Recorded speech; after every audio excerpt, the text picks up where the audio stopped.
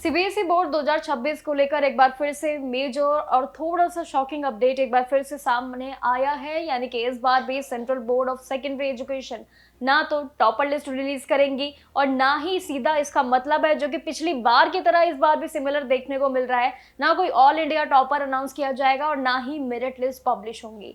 ये दोनों ही रिलीज नहीं की जाएंगी, लेकिन इसके पीछे भी कई वजह है जो आप आज के इस वीडियो में समझेंगे।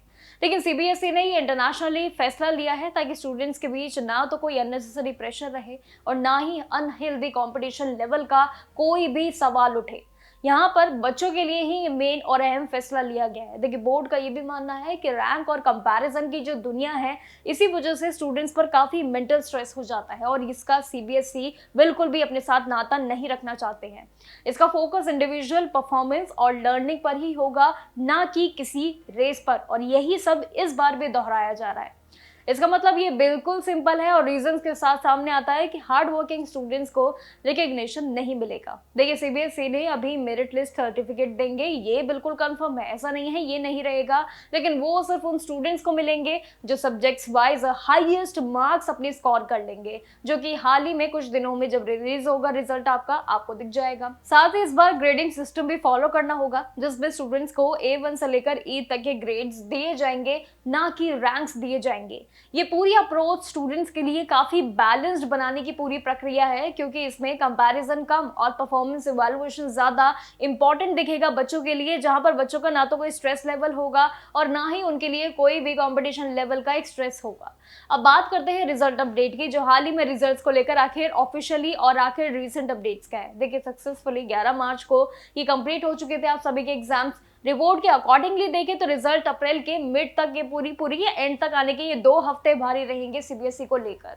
अभी कोई कंफर्मेशन रिपोर्ट नहीं आई है, लेकिन हाल ही में एमपी बोर्ड को लेकर एक ऑफिशियल अनाउंसमेंट आ चुकी है कि कल रिजल्ट आ रहा है।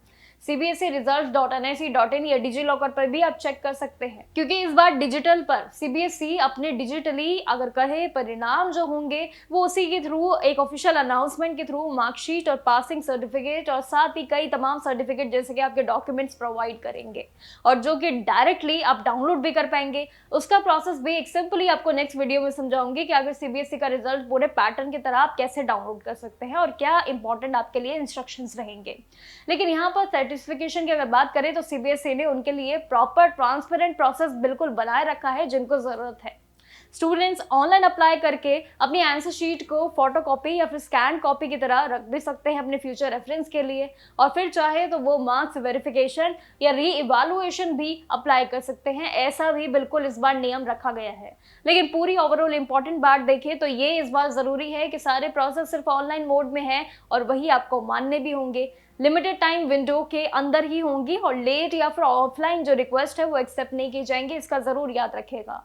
और साथ ही सीबीएसई इसके लिए अलग से डिटेल नोटिफिकेशन भी रिलीज करेंगे, जो कि ठीक रिजल्ट से कुछ घंटे पहले या शायद एक दिन पहले, जिसमें सारी डेट्स की कंफर्मेशन होंगी, आपके एप्लीकेशन प्रोसेस से लेकर सभी स्टेप्स को लेकर यहाँ पर आपके डाउनलोड प्रोसेस को भी बिल्कुल क्लियरली कंफर्मेशन मिल जाएगी। देखिए, यहाँ पर स्टेप एजुकेशन सिस्टम को थोड़ा सा लेस स्ट्रेसफुल और काफी ज्यादा फ्रेंडली बनाने का सीबीएसई का अहम फैसला है। टॉपर लिस्ट हटाना पहले थोड़ा सा सरप्राइजिंग जरूर लग सकता है, लेकिन लॉन्ग टर्म में अगर देखें तो ये मूव स्टूडेंट्स के लिए काफी मेंटल हेल्थ और फेयर इवैल्यूएशन पे पूरी तरीके से एक पॉजिटिव अहम फैसला यहाँ पर दिखाई देता है।